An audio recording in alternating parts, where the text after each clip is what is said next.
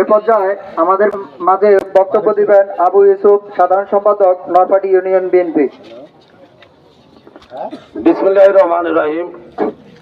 লাকসাম এবং লালমাই আমাদের নরপাটি ইউনিয়ন এবং খিলপা গ্রাম পাশাপাশি উভয় টিমে যারা লালমাই নেতৃবৃন্দ এসেছেন সকলকে আমাদের ৮ নং পূর্ব লাকসাম ইউনিয়ন বিএনপির পক্ষ থেকে ধন্যবাদ জানাচ্ছি। আমার বিএনপির যত নেতাকর্মী যারা ছাত্রদল, যুবদল, শ্রমিক দল, অঙ্গ সংগঠনে যারা এসেছেন সকলকে ইউনিয়নের বিএনপির পক্ষ থেকে আন্তরিক অভিনন্দন এবং ধন্যবাদ জানাচ্ছি আজকের একটি সুন্দর মানববন্ধনে অংশগ্রহণ করার জন্য।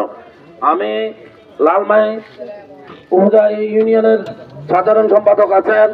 আমি আশা করব আমাদের ৮ নং পূর্ব লাকসাম ইউনিয়ন আমরা মাদকমুক্ত ঘোষণা করেছি কিছুদিন আগে। আমরা নিজেরা তাদেরকে ধরে ধরে থানায় দিচ্ছি। আপনারা সেই ধরনের উদ্যোগ নেন। যদি আপনারা আমাদের সহযোগিতা চান, আমাদের আশাটি ডুম্বাইজা বোলপুর চাঁদপুরের লোক আপনাদেরকে সার্বিক সহযোগিতা করব।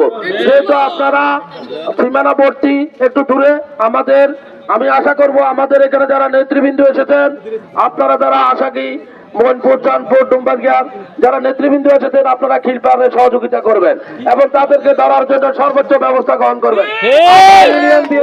কর্মীরা সর্বোচ্চ সহযোগিতা করব। আর যাদেরকে খুন করা হয়েছে আমি আশা করব প্রশাসনের দৃষ্টি আকর্ষণ করি। খুনিরা এখনো বাইরে গেল, খুনিরা আজকের এই মানববন্ধনে আমরা ঘোষণা দিতে চাই যতক্ষণ পর্যন্ত খুনিদেরকে না ধরবে আমরা এর থেকে বড় কর্মসূচি ঘোষণা করব। এবং আমরা দরকার হলে লাকসাম বাইপাস, লাকসাম নোয়াখালী রোড আমরা ৮ নং খিলপা এবং লাকসাম মিলে আমরা এটা অচল করে দেব। কোন খুনি কোন দলের পরিচয় দিয়ে পাওয়াতে পারবে না।